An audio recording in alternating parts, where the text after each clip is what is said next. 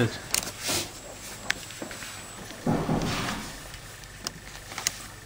Perfect. Go ahead.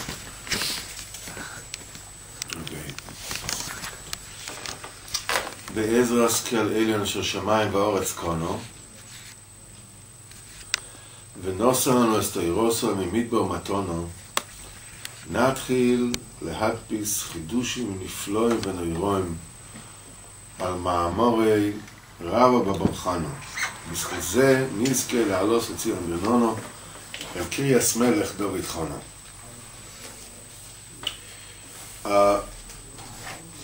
Lekutei Moharan is basically a series of applications, of apps.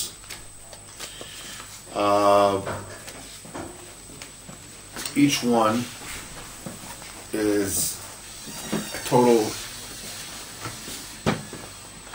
chiddush on its own. Unlike other sfarim that basically show you something. We just started. Unless started early. There's 8:15 when you saw. 8:15. I thought it was 8:30. Okay. Sorry. Unlike other sfarim that show you, that explain such and such reality to you, puts in front of your eyes and shows it to you. The Torahs in Lekutei Moharan are all brand new creations.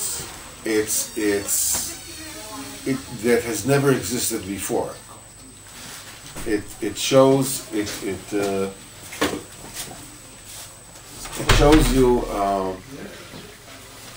It actually creates a mechanism to bring about the tikkun that the Torah is talking about. Rebbe Nachman was one of the major manhigim of Breslov in not the last generation but the one before. He was the son of Rebbe Nachman, who was the leader of Breslov before him, who was a Talmud of Rebbe Nosson, who was obviously the leader of Breslov, after Rabbeinu. And he wrote a sefer. He wrote a few sefer. One of them is called Biur Lekutim, and Biur Lekutim is a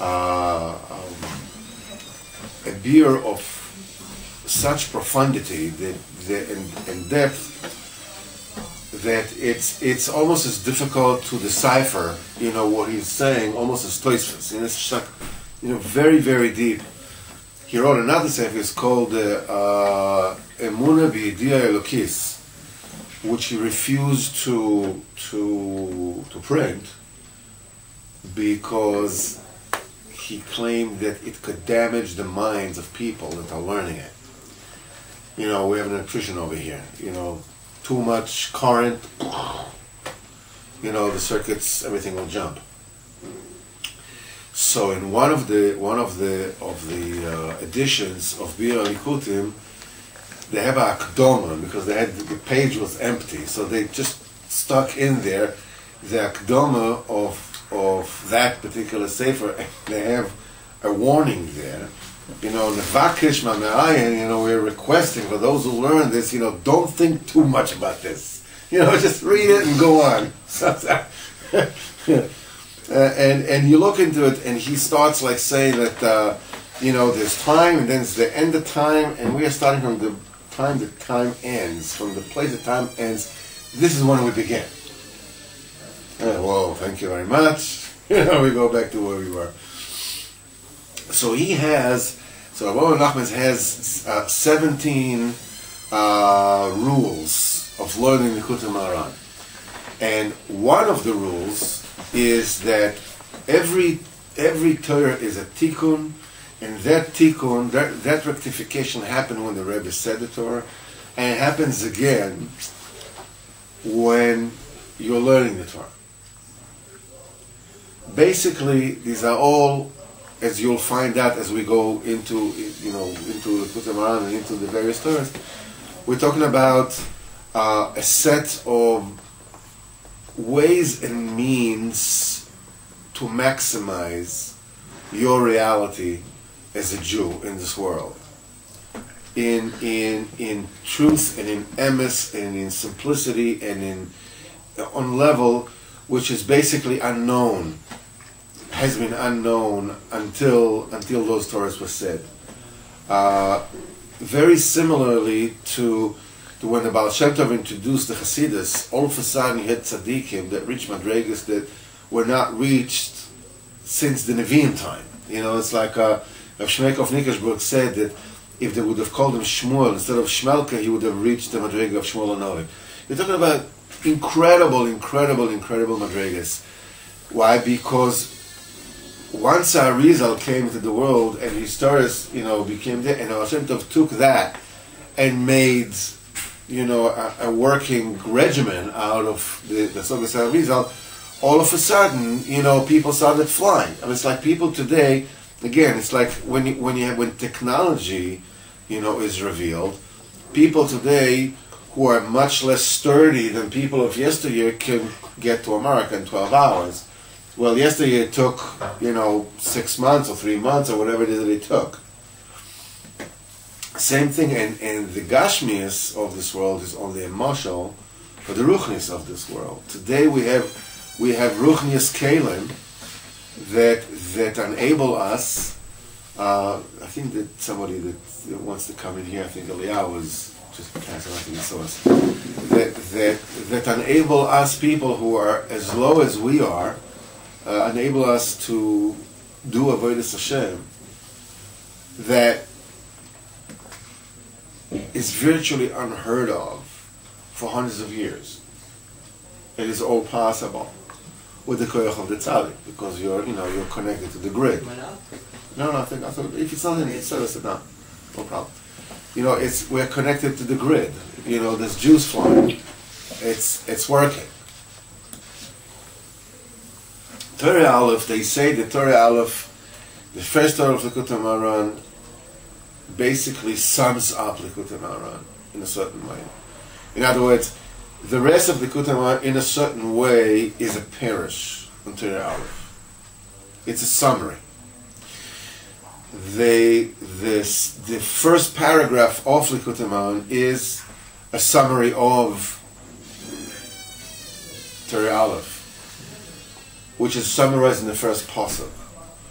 So the first pasuk, basically, of the first Torah Lekutei Moharan is what Lekutei Moharan is all about, and it starts very simply: Ashrei tmimei dorech ha'olchem b'toras Hashem.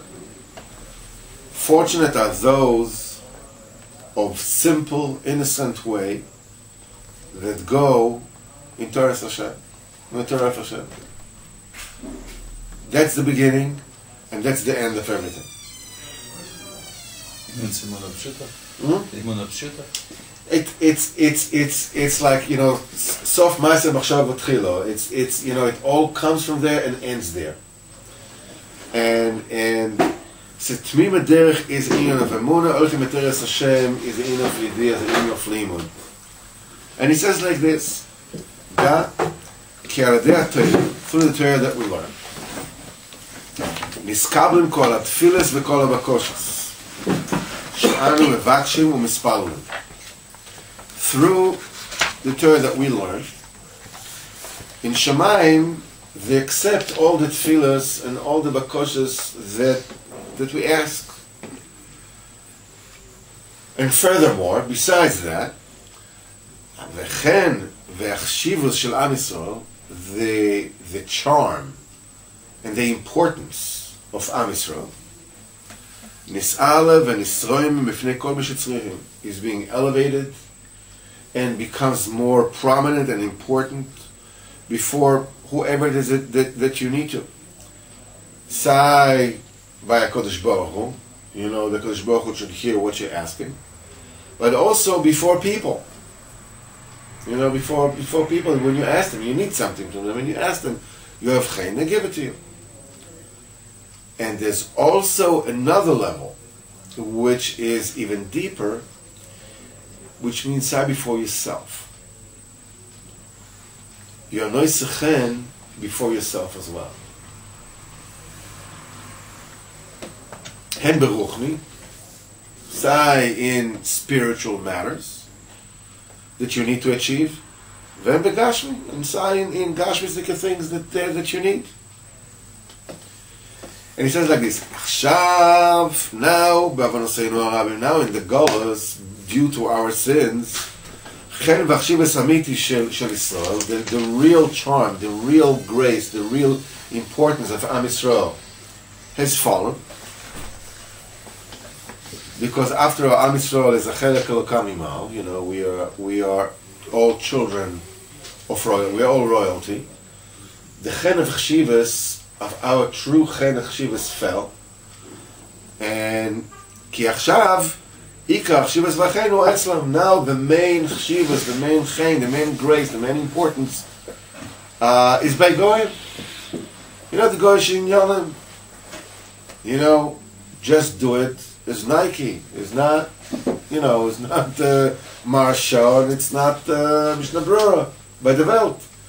And side to inyanim of money and importance and success and the idea that it's a meritocracy that is based on achievement, an achievement-based system. All this is Goyish concepts. This is not Jewish concepts. So that's the thing that has chen in the world. Who has chen? Somebody who has made it. Somebody has money. Somebody is mutzlach. Was matzliach. It looks good. That's the thing that have chen in the world. That's the thing that people, consider to be choshev in the world. Ki achshav ikar chen v'achshivus etzlam.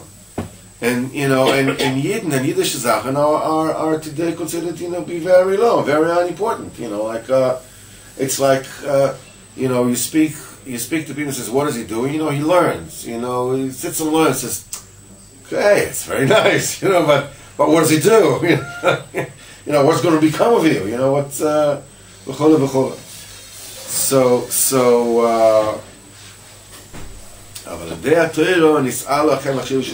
Through the Torah, the chen and importance of Am Yisrael is being elevated.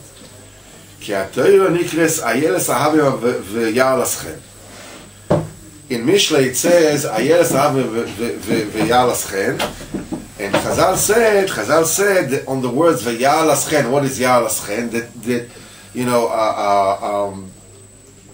Al Pshat means a graceful dough. It means that those who learn Torah become they get chen, they get grace. This elevates the chen of Am Yisrael by Kodesh Baruch Hu, and that's why their words are also chen. Words that are charming, that are acceptable. And this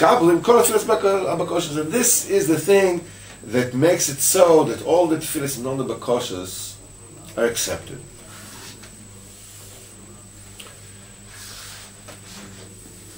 Be'ezrat Hashem, next Shiur, we're going to get more what they call under the hood, and we're going to start, taking the motor apart. But what we spoke about just now is an international description of what makes things work. Because Torah doesn't just start with the learning of Torah. You can learn Torah and still be far away from learning Torah, as we said before. Learning Torah starts with doing the right thing. Thinking about the right thing and doing the right thing. Many of us, again, I don't wish to take it to different kind of realms, but I think it's important that we touch it at least once. Because it's important that we drive this whole limud to a very lemaisadical level. The thing is that many of us have gotten into very bad habits throughout our lives. We got into bad habits because we were hurt along the way, many times.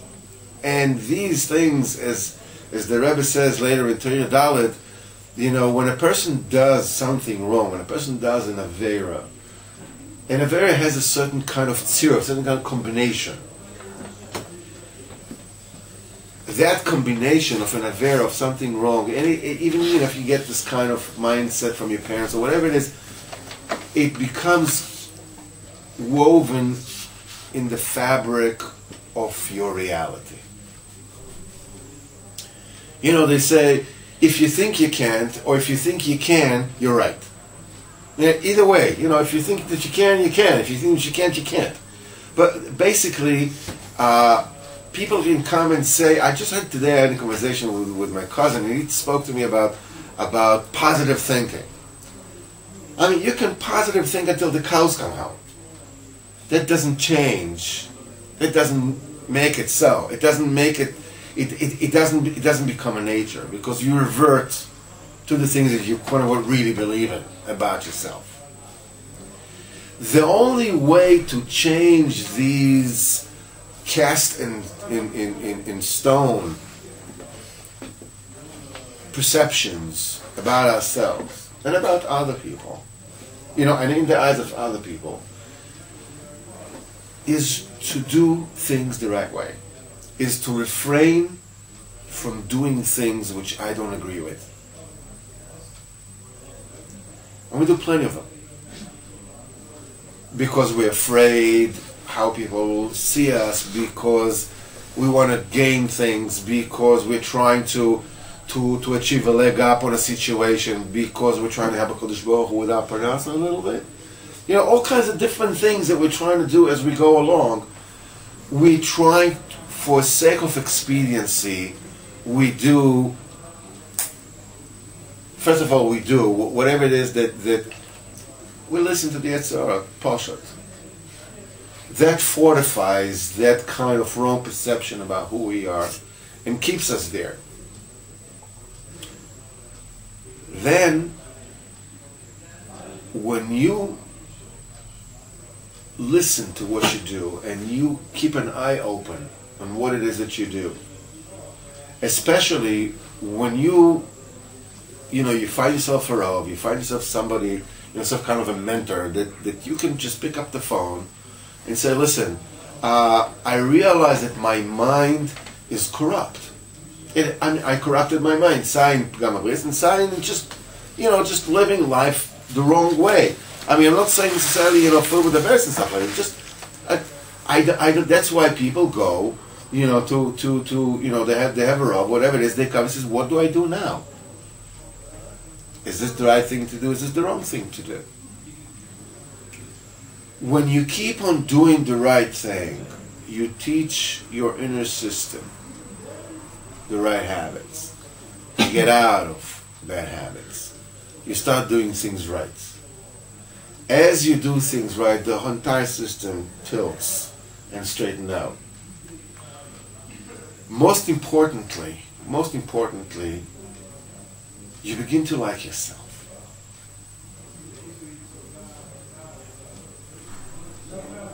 Now, you don't know what's the right thing to do unless you learn Torah. Because the right thing and the wrong thing are all based on, on the code, on the absolute truth. When you learn Torah, what happens is that you begin to like yourself. When you begin to like yourself, you do the right thing. Because so many times I do the wrong things because I don't like myself. And that's a way that I have of punishing myself, by doing the wrong thing. And it's, it begins a cycle. I feel bad about myself, so I feel that I deserve to pick myself up, a little pick me up or whatever, and then I feel worse about myself, so I go even more. And it's like, and it becomes, you know, a vicious circle. Well, it works the other way around also. And then so many times, I know that this is a little bit of a tangent here, but I think it's important that we touch it at least once. You know, so many times, you know, we can come home. You can be a Ben Torah, you can be whatever it is that you want, what the world considers a Ben Torah, and you go home, and you explode. You explode on the people of your household. Why does it happen? Well, I have to move this because I don't want the coffee to jump. But you go and, you know, you meet somebody, and that somebody puts you down. Or a certain situation happens, and you get a ticket. Okay? You got a ticket on your car, for instance. Okay? You got a ticket in your car. What happens is that you know that when you park the car and you got a ticket, you got the ticket because you parked the car where you're not supposed to park the car. And the reason why you parked the car over there is because you want to get away with it. You know, it's far to walk, you couldn't find parking, you went around a few times, whatever it is. You said, you know, you did one of those things that you knew it's wrong, and you did it anyhow, and bam, you get a ticket. So the first thing, I mean, the guy's not there, so of course you let out, you know, some long brachas on the guy. Can't believe these guys, you know, giving tickets all over the place, you know, the menuval and whatever. Who are you actually cursing out? Yourself. Why do you have to do that? The feeling that you get a feeling of worthlessness, inadequacy, of feeling guilty, feeling blamed, whatever it is, all a whole mess of things that you bring from the past. And not only are you flooded with those feelings right then and there, all the times in your life where you felt guilty, everything rise up. You're devastated. But if the guy, you know, you're going to tell him something, you're going to tell a policeman something, you're afraid. So you don't say anything. You go home. And you go home and you go like, why's the garbage here? I wanted to be here. Because you're angry at yourself from over there. And you take it on the people that you love most because they can't run away anywhere. They're captive audience. It leads to rage. It leads to, you know, to things that have to do with, you know, lasciviousness. Because you need a relief, because you need to come down a little bit. You need, you know, you're only a person, you're a human being, when you're going to explode. When you learn Torah, when you do the right thing, on a consistent basis, when you think about what you do, you don't just go in the rut of from society, which by itself is very, very good. But when you do it actively, you build a self-worth in your own eyes. You're moitzechen in your own eyes. So when those situations occur, you face it and you feel it. But there's something on the other hand that comes to play.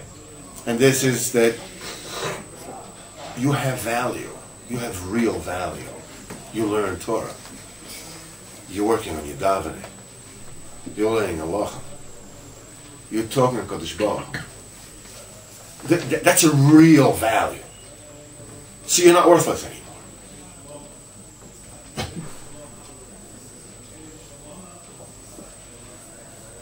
That enables you to face your feelings, to face your realities, not to run away, and to really start to grow. Because the right way of doing things, the chen of the right way of doing things, has fallen. Everything is that, as we said, expediency, is getting things done, is getting ahead, is blah, blah, blah. And the thing is, it's so insidious that even in the camp of emes, there's sheker. And in the emes, within the camp of emes, there's also emes and sheker. It's all the time. I mean, this kind of pruning process of taking the good out of the bad and discarding the bad is a constant. That's called avodas Hashem. Ashrei tmimei darech haroichem b'toras Hashem. To go b'toras Hashem means to serve HaKadosh Baruch Hu on a daily basis. You become aware of what you do. Eventually you become aware of how you eat. You become aware of how you sleep. Obviously you become aware of how you do business. You don't just follow things by rut. You have HaKadosh Baruch Hu in your mind as you go throughout the day. You start the day saying to HaKadosh Baruch Hu, the Rebbe says in the second Sicha, in Sichas Aharon, says, it's very good to begin of the day to put all your, all your decisions, everything that's going to happen to you and to all those around you, and then of HaKadosh Baruch Hu. So then you don't have to worry if you're going to do mistakes. You gave it over to HaKadosh Baruch Hu. You start your day. You connect your day with HaKadosh Baruch Hu.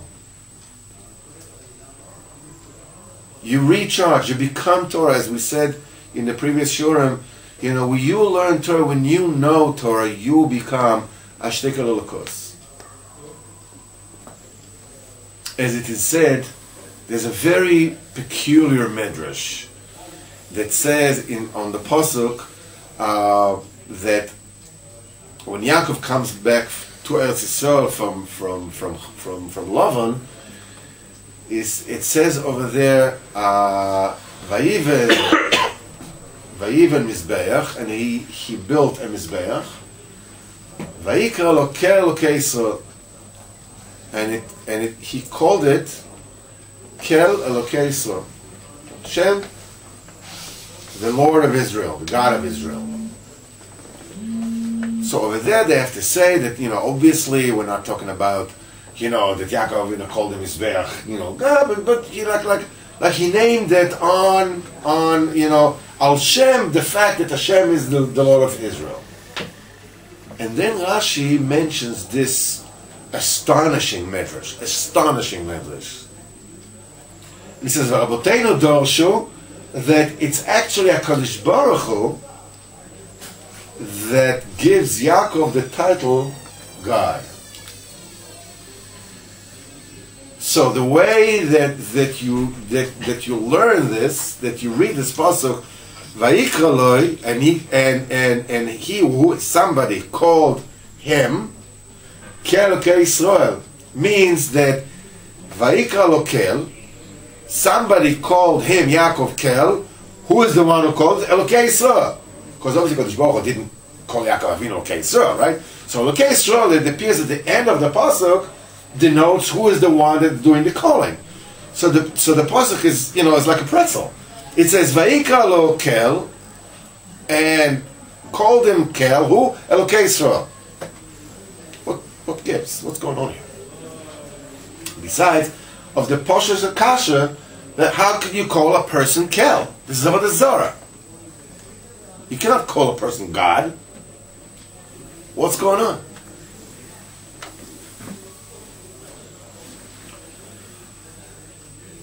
The basic difference when we say the Chen Machshivas Amiti Shel Yisrael, has to be elevated, and it gets elevated through the learning of Torah, is because there's a basic difference in premise between how the Goyim view people and how the Yidden view people. The Goyim see a person as the human manifestation of the animal. An animal that can think, an animal that can build 747s, that can fly from one country to the next, an animal that can construct the internet with everything in it, that can give you an iPhone that can record the return and everything else, but it's an animal that, of the highest level, so to speak. By us, it's a totally different definition of what a human being is. The ultimate human being in Torah Hashkafa, the Hashkafa of Torah, is that a person, a Yid, is the human manifestation of godliness.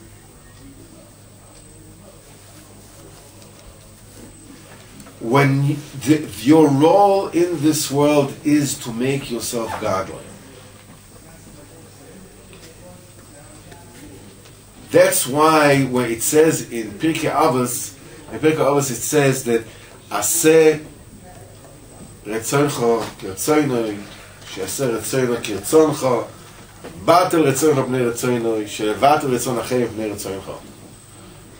Basically, all you have to give, Kodesh Baruch Hu, is your Ratzon. That's the only thing you have. Everything else is from Him.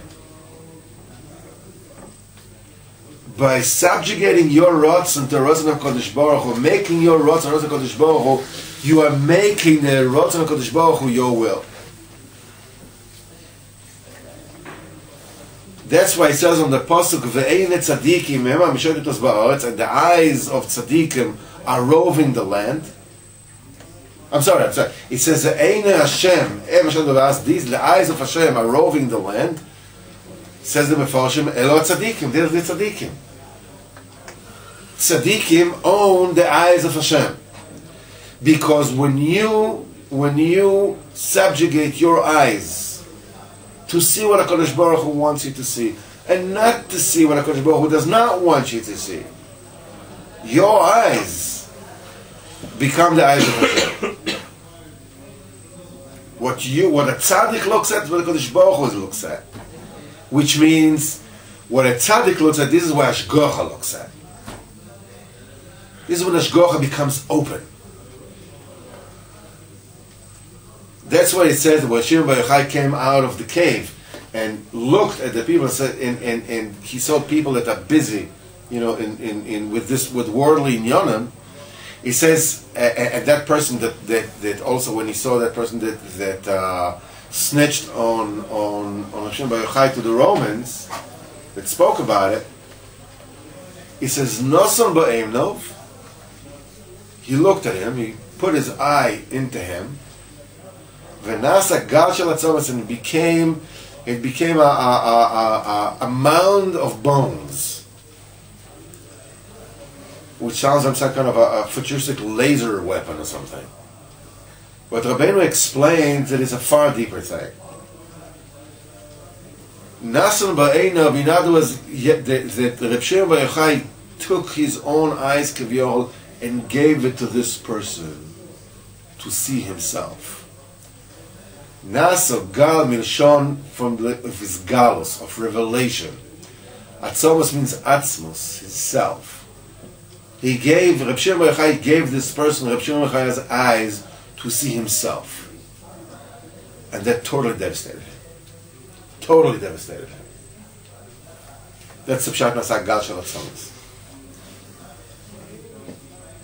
Your role is that ad kedei kach, that whatever happens to you in your life, when you become godly, when you learn Torah, whatever comes to you in your life, whatever happens to you, becomes a marshal. That's the reason why entire Sefer Bereshis talks about Maises with the Avraham, Yitzchak, and Yaakov, and Shvatim, and Yosef, whatever. And this is Torah. This is how you bring a Lakus into this world.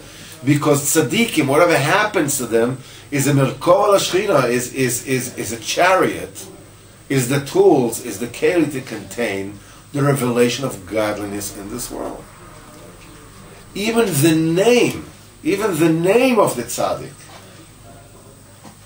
and that includes you too, even the name of the tzaddik becomes a marshal. The raya is very simple. Moshe Rabbeinu, his essence is, the insertion of the godly dibur into this world. That's his role. When he built the Mishkan, and there was the Kruvim, he built the Kruvim, he heard the voice, being spoken to him from between the two Kruvim. Miben Shnei HaKruvim Zosh Teves Moshe, exactly, Mem Shin Hei. Miben Shnei HaKruvim. This, by the way, is Rebbe Nachman's. That's his revelation. They says that the Tzuroso Shel Yaakov Avinu, the shape of Yaakov Avinu, Chakuko B'Kisa HaKoved, is engraved in Kisa HaKoved.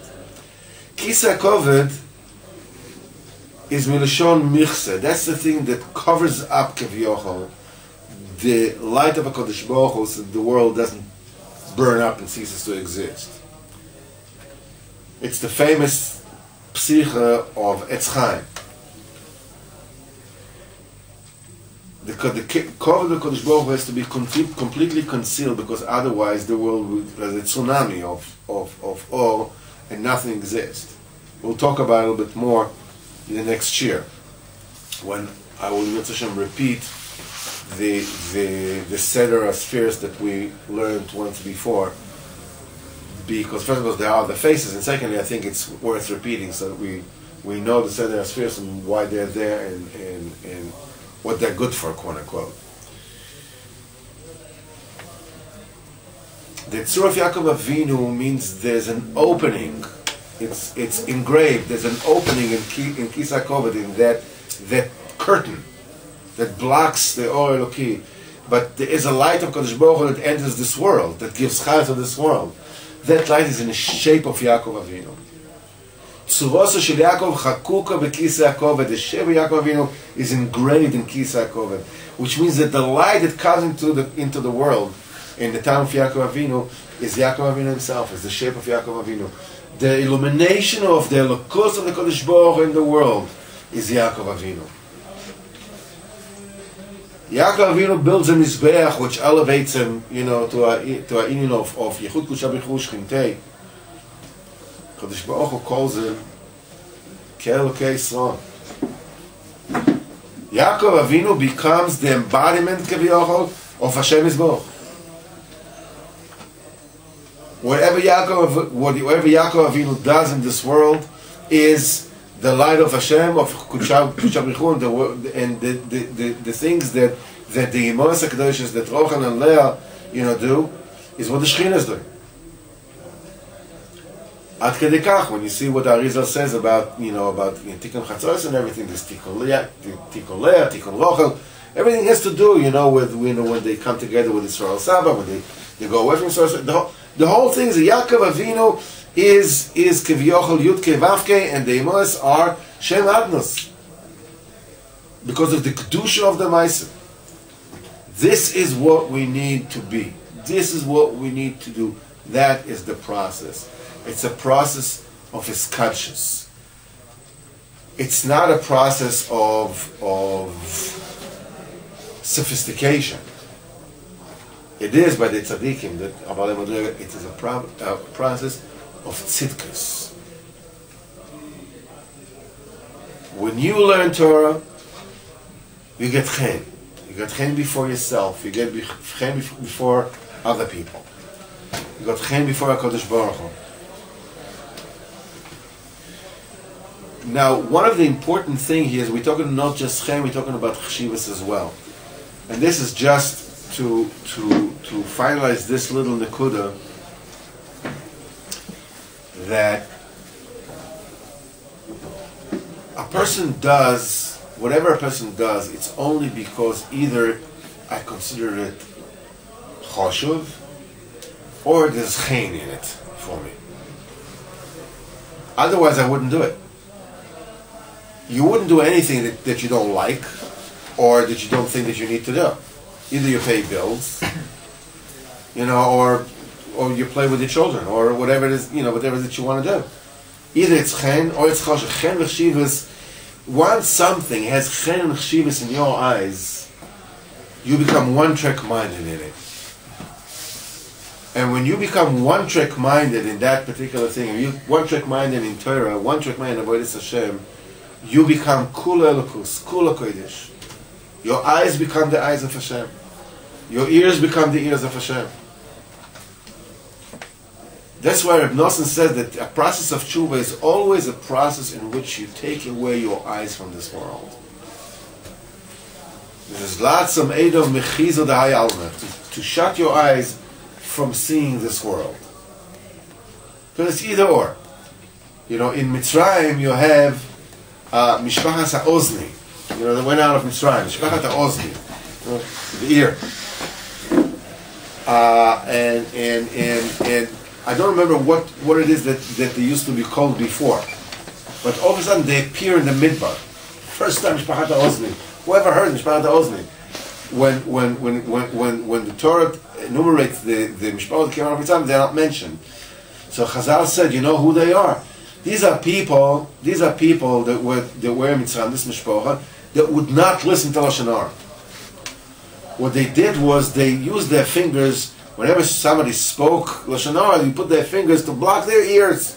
They got called Mishpachas Ozni. And the rule is, you don't hear Lashon Hara, you don't hear what you're not supposed to hear in this world. You hear Dvarim Elyonim. You don't look at what you're not supposed to look in this world. You see Dvarim Elyonim. You see supernal things. You see Ruchnius things. You don't say what you need not to say. Your Dibur becomes Elokim. What you say is what is going to be. Rabbeinu says, you know, there's a Sikha in the Lekutei Moharan. Rabbeinu actually says, you know, when you want something to happen, say it will be so. You become an Oved Hashem. You, me, him, yes. It's not in the realm of somebody that was born to somebody, and you know that he's wearing a golden coat, and his wife is wearing a golden coat, and his kids wearing golden coats, and the cat in the cellar wears a golden coat. You know this. No, that is not a guarantee for kedusha at all. Hashem is going to reside in your house, in your heart. The Rebbe says, you know, when you are controlling what you eat, when you're controlling what you eat, you have to be careful. You have to be careful about what you say, because you can kill people.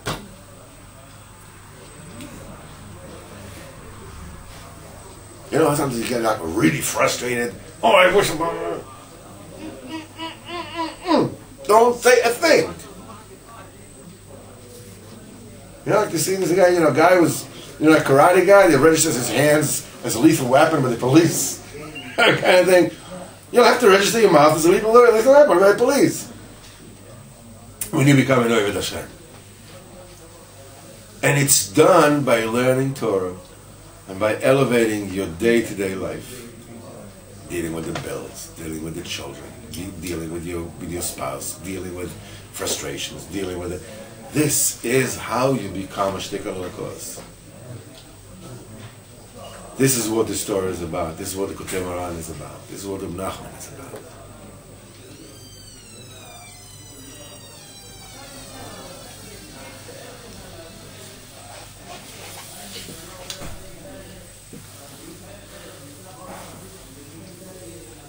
One interesting thing is that he says here, the Lashon is very interesting. He says, Daker de'ator niskaven kol ha'tfilas v'kol ha'bakot shalom mevakshim v'mispalulim. All the tfilas and the bakoshes, all the prayers and all the supplications that we mevakshim or mispalulim, he switches the order. He starts with tfilas and bakoshes, and then he says mevakshim or mispalulim. One of the possible explanations for this is because every tefillah is basically made up of shivcha shel makom, you know, praise HaKadosh Baruch Hu, and then shelas tzrach of what it is that you need. You come, you praise HaKadosh Baruch Hu, you elevate yourself, you ask for what you need. But the truth is, by us, that we say shivcha shel makom to Yitzhak, you know, just you know, just to be Yitzhak. Okay, I said it, but what do I really mean? Give me what I want. You know, that's what I really have in mind. So even though I say both shivcha shel makom and I ask for whatever it is I ask for, what I actually really do is ask for what I ask for, and also somehow, you know, give a shevach HaKadosh Baruch Hu. When you learn Torah, it switches the order. It makes it so that even though you still come to Kodesh Baruch Hu, and you ask, you basically have your own interests in mind. I'm sure you have to, because that's the way to do it. When you learn Torah, it becomes part of a process of Avodat Hashem. Le'olam ilmad odom shelo lishma, shemitoch shelo lishma yavo lishma. He says, Le'olam ilmad odom shelo lishma means there's no way. It's not like, it's better that you start this way, because that way you will come to this. No. Tzaddikim and Mefashim throughout the generations, there's no way to start lishma. There's no way to start the right thing. But if you don't learn Torah, the only thing that and you have someone Kodesh Baruch Hu, the only thing you do is just asking. That's all you do. But when you learn Torah and you go into the process of Avodas Hashem, of learning Torah, you start with Mivach and Mispalel, and what can you do? But it already renders the whole thing tefillas and bakoshes. You're in the process already. It's as if you're already there. And this is how the tefillah can have chem. When you are saying Shivcha Shel Malka, you realize the greatness of HaKadosh Baruch Hu. And you thank Him for everything. Whatever it is that you ask has chem. If you come and you just ask, and he says, oh yeah, by the way, wow, man, you're great. It's just that, what is he just trying to manipulate? But when you learn Torah, even that manipulation is taken with the grace of, because we know you are in the process, you're on your way. You are doing Shalom Lishma, you're doing it wrong, in the process of getting to do it right. You're on the road.